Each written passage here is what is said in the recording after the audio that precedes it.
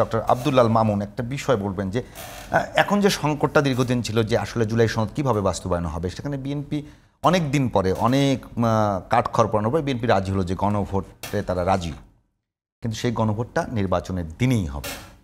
তো এখন আপনার কাছে কি মনে হয় যে জাতীয় নির্বাচন এবং গণভোট একসাথে, এবং এখানে আবার দুইটা ভাগ আছে, একটা হলো যেগুলোতে ঐক্যমত্য হয়েছে সেগুলো, যেগুলো নোট অফ ডিসেন্ট দিয়েছে, মানে দুই বাঞ্চে এখানে করা হবে, তো এই এতগুলো বিষয় কি আসলে একটা বড় ধরনের সংকট তৈরি করবে না?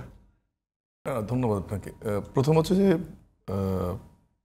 আমি মনে করি যে প্রক্রিয়াটা ঐক্যমত্য কমিশন এগুলো এবং সরকার, আমি খুবই সাধুবাদ দিতে চাই। যদিও মাঝখানে মনে হয়েছিল যে জার্নিটা ঠিক হচ্ছে কিনা, কিন্তু সব কমিশন মিলে ৮ শতাধিক প্রস্তাব, বাংলাদেশ ইতিহাস তো বটেই, আন্তর্জাতিক রাজনীতির ইতিহাসেও ৩০টি দলকে নিয়ে দীর্ঘ সময় সভা সমাবেশ করে বা আলোচনা করে এরকম একটি প্রক্রিয়া পার করে এখানে যা চলে আসে, এটার জন্য আমি সাধুবাদ দিতে চাই।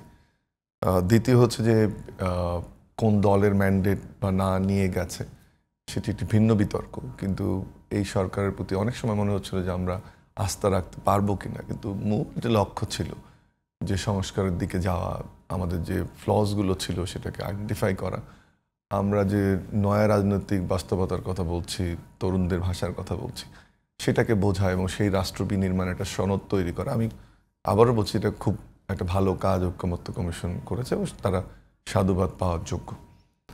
এরপরে আসি যে বাস্তবায়ন প্রক্রিয়া, দেখেন তাহলে বুঝবেন আপনাদের ধারাবাহিকভাবে তারা যে সফল হচ্ছে।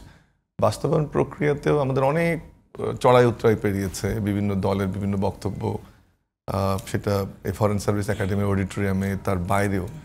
আমি ব্যক্তিগতভাবে যত টকশো করেছি, ক্লাসে, বিভিন্ন সভা সমাবেশ, সেমিনারে কথা বলেছি, আমার কেন জানি মনে হচ্ছিল যে এটা একটা সফলতার দিকে যাবে এবং আমরা একটা নতুন রাজনীতির সংস্কৃতি বিনির্মাণ করতে যাচ্ছি। আচরণগত জায়গাটা একটা ঘটনা। উনি যে কথাটা বললেন যে রাজনীতিতে বিভিন্ন মত পথের বিতর্ক থাকবে, আলোচনা থাকবে, এই মুহূর্তে আমার মনে হয় যে প্রশ্নটা আমাকে করলেন যে পুরো ফোকাসটা হচ্ছে সনদ এবং নির্বাচন, সেক্ষেত্রে আমি দেখতে পাচ্ছি যে এটা একটা সফলতার দিকে যাচ্ছে। ২ সপ্তাহ আগে, ইভেন 10 দিন আগে কিন্তু আমরা কল্পনা করিনি যে বিএনপি হয়তো বা রাজি হবে বা গণভোটের দিকে যাবে। এটা মোটামুটি ধরে নেওয়া হচ্ছিল যে একটা সাংঘর্ষিক অবস্থায় যাচ্ছে এবং একটি দল খুব দুঃখজনকভাবে, আমরা যখন আমাদের রাজনৈতিক সংস্কৃতি পরিবর্তন করতে চাচ্ছি, তারা ওই আলোচনার টেবিলে থাকা অবস্থায় বা আন্দোলনে গেল, এবং যেটা আমি মনে করি খুব বোল্ডলি আমি বলছি, এটা আমাদের যে নতুন সংস্কৃতি বিনির্মাণের পথে একটা কুঠারাঘাত। এবং আমি এনসিপিকেও স্বাগত জানাই যে তারা ওই সেটা ফাঁদ বলবো না, আচরণগত বিষয়গুলো বুঝতে পেরে হয়তো বা সেটাতে পা দেয়নি, এটা ভালো লক্ষণ না। এনসিপি নিজেও ওই প্রথমে, এবং আরো একটা জিনিস হচ্ছে যে প্রথম পিআরের যে ঘটনাটা, পিআরের ঘটনাটা যে মত পার্থক্য, এবং আপনি কতদিন আগে আমরা ডেমোক্রেসি ডায়াস থেকে একটা রিসার্চ করে দেখিয়েছি যে 20টি দেশে যে নর্মালি আলোচনার সময় সারা ওয়ার্ল্ডে যেসব দেশে পিআর বলা হচ্ছে আছে, এগুলোতে 8 থেকে 10 বছরের আলোচনার সময় একটা পিআর পদ্ধতি গ্রহণ করা হয়েছে। কম সময়ে যেসব দেশ পিআর পদ্ধতি গ্রহণ করা হয়েছে তার মধ্যে নেপাল একটা, এবং তারা কিন্তু ঢুকছে। এবং আমরা 4টা ক্লাস্টারে ভাগ করেছিলাম, ওর মধ্যে একটা সেকশন ছিল যে উন্নয়নশীল দেশগুলো। উন্নয়নশীল দেশগুলোতে পিআর কখনো সাকসেসফুল হয়নি, ওই কস্ট বিয়ার করার মতো এবিলিটি হয়নি। ফিরি আপনার ওই ইলেকশন ডেতে একসাথে করা সম্ভব হয়নি। দেখুন আমাদের যে আচরণগত যে পরিবর্তনটা হচ্ছে, সেখানে পৌঁছে আমরা গেলাম যে একদিনে 2টো ভোট হবে বা 2টো ব্যালট হবে। আমাদের ইউনিয়ন পরিষদ ইলেকশনে কিন্তু আমরা কয়েকটা ব্যালটে অভ্যস্ত, আবার জাতীয় সংসদ ইলেকশনেও এর আগে আমরা কয়েক ধরনের ব্যালটে অভ্যস্ত, মহিলা আসন সহ। আর ইউনিয়ন পরিষদ ব্যালট তো ভিন্ন ভিন্ন হয়, এবং নারী আসন থাকার কারণে, নারীদের অংশগ্রহণ থাকার কারণে আলাদা ব্যালট হয়। তো এই ব্যালটাল আলোচনাটা আমার মনে হয় অমূলক। আমি যে জায়গায় যেতে চাই জাতীয় নির্বাচন, মানে মিনিমামটা তো, মানে এক্সপেকটেশনটা আপনি ম্যাক্সিমাম করে ফেললে অসুবিধা। আপনি মিনিমামে থাকেন যে ঠিক আছে, সব দল তো একটা জায়গায় একটা ভোটের জায়গাটা রাজি হচ্ছে যে না আমরা এটা জনগণের কাছে ছেড়ে দিলাম। তার মানে রাজনৈতিক দলগুলোর যে বিতর্ক, আপনার শব্দ চয়ন করেছে যে বিএনপি দেরিতে হলেও সেটা মেনে নিয়েছে, সেটা যদি আমরা দেখি যে না, এই ছাড় দেওয়ার প্রক্রিয়াটার মধ্যে গিয়ে একটা তার সবাই মিলে একটা ডেট হলো যে না আমরা ভোটের দিনে হলেও আমরা গণভোট, আপনি কোনটা চান, যে ভোটের দিনে না করে অন্য ডেটে নিয়ে বিতর্ক বাড়ানো, নাকি কমিটমেন্টটা বিএনপির কাছ থেকে নেওয়া? এনসিপি এবং বিএনপি একই ধারায় আছে। এনসিপি বলছে একটা আদেশ জারির কথা বলছে, আগে আদেশ জারি করা, কিন্তু এখন আমি কয়েকটা উদাহরণ দিই। আমি এক্স্যাক্টলি ইয়েটা এখন ওই লটা ভুলে গেলাম। 1973-তে ভারতের সুপ্রিম কোর্টের যে কেসটা ভুলে গেলাম, সুপ্রিম কোর্টের যে অর্ডারটা যখন এই যে সংবিধানের আলোচনাটা আসলো এবং সংবিধান কতটুকু ব্যবহার করা যাবে না যাবে রাষ্ট্রপতির আদেশে, ওই কেসটাই বারবার ঘুরে ফিরে আসছে। পাকিস্তানে এটার উদাহরণ আছে যে আপনি কতটুকু সংবিধানকে অনির্বাচিত যারা ক্ষমতায় থাকবে বা অন্তর্বর্তীকালীন তাদের দ্বারা সংবিধানকে কতটুকু আপনি ব্যবহার করবেন না করবেন, এবং তার সেটা একটা ক্ষতির দিকে আপনি নিয়ে গেলেন কিনা, বা আপনি একটা অনির্বাচিত গোষ্ঠী যারা দেশ পরিচালনার দায়িত্বে তারা আছে ইন্টারিম, তারা সংবিধানে কতটুকু হাত দেবে, কোর্টকে কতটুকু ব্যবহার করবে, ওই ক্ষমতা যদি আপনি দিয়ে দেন সেটা কিন্তু একটা বিপদ ডেকে আনতে পারেন আপনি ভবিষ্যতে, যে ভবিষ্যতে এই হাতটা লম্বা হয়ে যেতে পারে যারা জনগণের ম্যান্ডেট নিয়ে আসেন। জুলাই কোর্টের বিষয়ে জুলাই একটা কথা কিন্তু এসছে, একটা জুলাই ঘোষণাপত্র এবং জুলাই সনদ, বিশেষ করে জুলাই ঘোষণাপত্রে যদি আইনি ভিত্তি না থাকে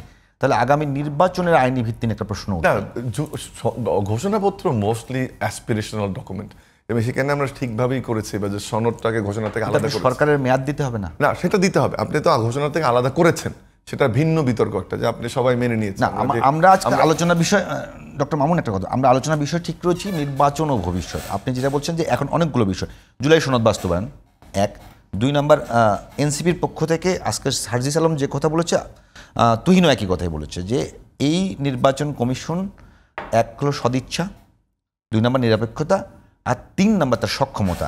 এই 3টা জায়গাতেই তারা ব্যাকফুটে আছে। তাহলে যদি প্রধান নির্বাচন কমিশনারই বলেন যে আগামী নির্বাচন দেশের ভবিষ্যৎ নির্ধারণ করবে, তাহলে সেই ভবিষ্যৎ কতখানি উজ্জ্বল? দুটো টার্ম, আরেকটা টার্ম যদি যোগ করে, যেমন ইউনূস স্যারও বলে বেড়াচ্ছেন যে দেশের ইতিহাসে সবচেয়ে গ্রহণযোগ্য নির্বাচন দেব, বা উনি বলছেন কিন্তু আপনি দেখেন কিনা যে গ্রহণযোগ্য নির্বাচন করবার জন্য যে সমস্ত জিনিস দরকার তাকে আছে। সেদিন নির্বাচন কমিশনে যে আলোচনা ছিল সুশীল সমাজের প্রতিনিধির সাথে, সেখানে আমিও ছিলাম ওই আলোচনা। আমি এটা খুব ওপেনলি ওনাদেরকে ক্রিটিসাইজ করেছি যে আপনারা তো এক্সপেকটেশন বাড়াচ্ছেন, আপনারা ভঙ্গুর আইন শৃঙ্খলা ব্যবস্থা, আপনার নতুন ধরনের রাজনৈতিক পোলারাইজেশন, আপনার পুলিশের যে মনস্তান্ত্রিক অবস্থা, আপনার প্রতিষ্ঠানগুলো যে ধ্বংসপ্রাপ্ত সিচুয়েশন, তাতে আপনার এই ন্যারেটিভটা দাঁড় করানোই ঠিক না যে সবচেয়ে ভালো সবচেয়েটা করব।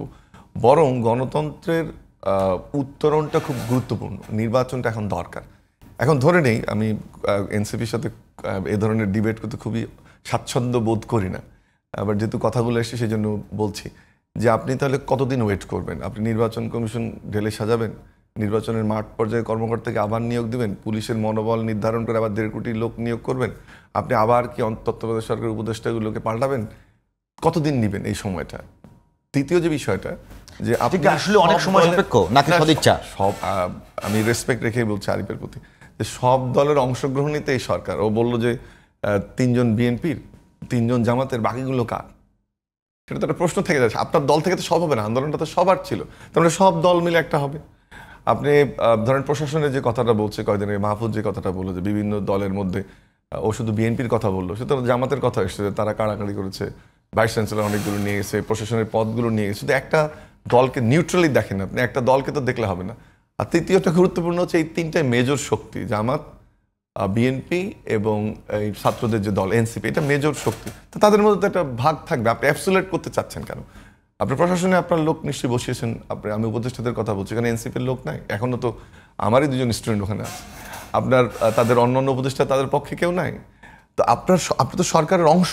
দ্বিতীয় প্রশ্ন হচ্ছে যে সরকারই তো এই ইয়েটা গঠন করলো, নির্বাচন কমিশন। তো যারা যে উপদেষ্টা তখন ছিল, নাহিদও তখন ওখানে ছিল, হয়তো নাহিদকে ওখানে ছিল না যে নির্বাচন কমিশন গঠন হচ্ছে।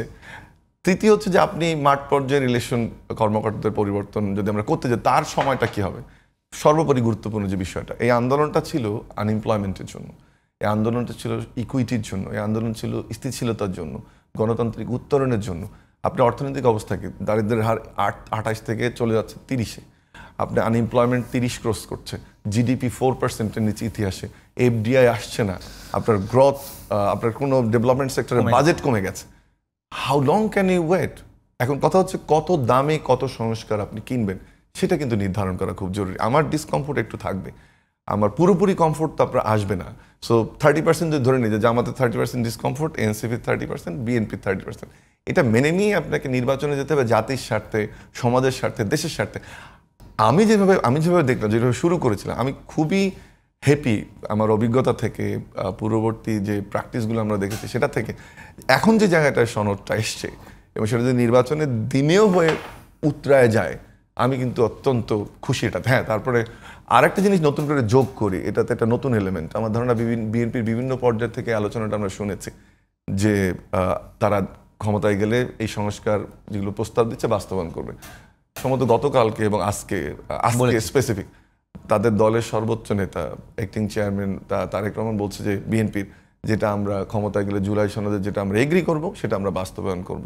না, উনি বলেছেন যে যেগুলো আইনি সেগুলো করে ফেলবে, যেটা গণভোটে আসবে বা যে কাঠামোতে আমরা যাচ্ছি জুলাই সনদের আমরা যেটা এগ্রি করবো বাস্তবায়ন করব। আরেকটা বলছেন যে আমরা জানি, ড্রাইভারের উদাহরণ দিয়েছেন উনি, যে আমরা রাষ্ট্র পরিচালনার অভিজ্ঞতা থেকে জানি কোনটা করতে পারবো কোনটা করতে পারবো না। দুটো মেসেজ ইম্পর্টেন্ট। একটা হচ্ছে যে আপনি সবার সামনে সর্বোচ্চ নেতৃত্ব বললো, রেকর্ডেড সারা দুনিয়ায়, এটা ইম্পর্টেন্ট আমি মনে করি।